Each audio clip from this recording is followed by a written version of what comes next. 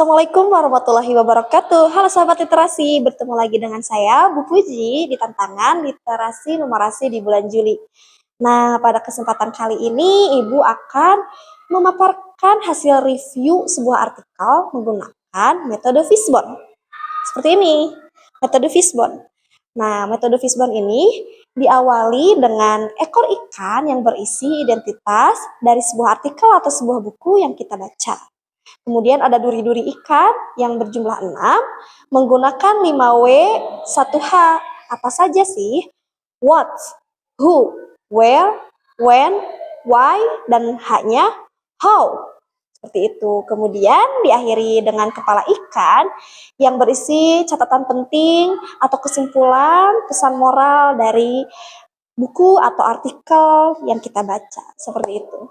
Jadi, artikel yang Ibu baca berjudul Krisis Etika dan Solusinya. Ditulis oleh Bapak Asep Kurniawan, SPDGR, berjumlah 2 halaman dan diterbitkan oleh majalah Nalar Literasi. Nah, duri pertama itu ada what, yang artinya apa? Maksudnya, apa yang terjadi atau apa isu utamanya dari artikel yang Ibu baca. Jadi, artikel ini membahas tentang krisis etika, krisis adab dari sejumlah peserta didik, sejumlah siswa kepada gurunya.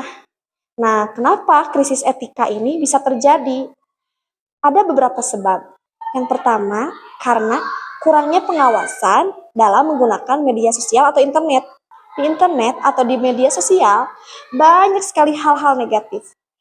Ada hoax, ada konten-konten yang seharusnya siswa itu tidak melihat, dan banyak hal negatif lainnya.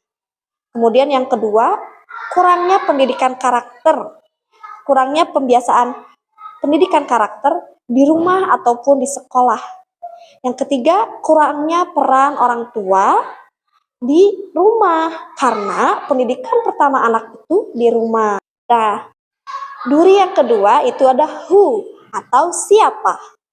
Maksudnya siapa yang terlibat atau yang ada di dalam artikel ini. Jadi di sini itu ada pelaku dan korban. Pelakunya sejumlah siswa yang berperilaku tidak pantas kepada gurunya, dan tentu saja korbannya guru, seperti itu. Kemudian siapa sih yang bertanggung jawab? Nah, tentu saja orang tuanya, sekolah dan pendidik, dan yang ketiga masyarakat. Duri yang ketiga itu ada where atau di mana. Di mana tepatnya hal ini terjadi?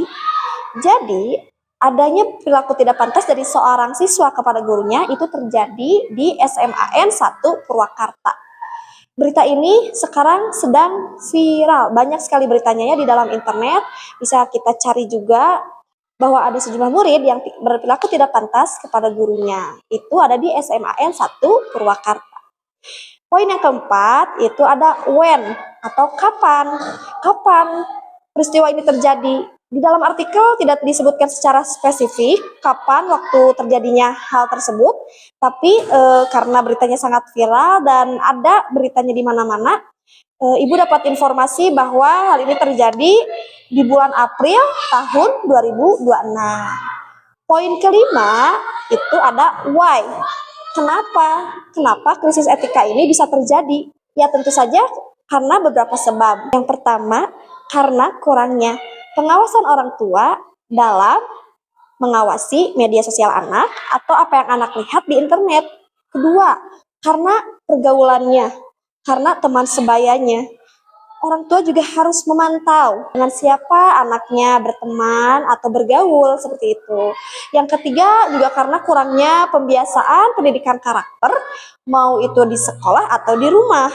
Dan yang terakhir, poin ke-6 atau how, bagaimana.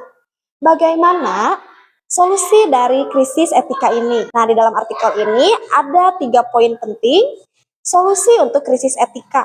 Yang pertama, peran penting orang tua dan keluarga. Seperti apa?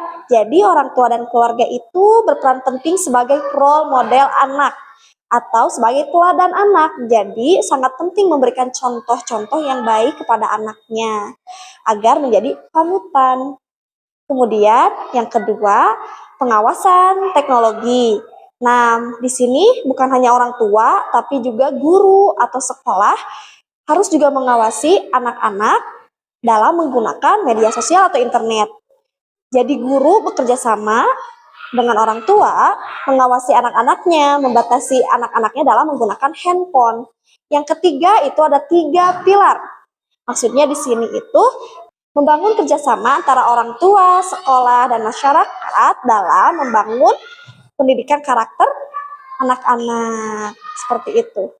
Nah, dan kesimpulannya atau catatan penting yang ada dalam artikel ini, bahwa artikel ini secara lugas membedah fenomena kemunduran etika dan adab remaja atau adab anak-anak dengan menyeimbangkan diagnosis masalah dari dampak media sosial atau internet hingga pentingnya teladan orang tua. Dan kemudian di artikel ini juga memberikan solusi yang konkret, yang baik, bagaimana agar etika dan adab-adab anak itu lebih baik, seperti itu. Cukup sekian yang bisa Ibu sampaikan.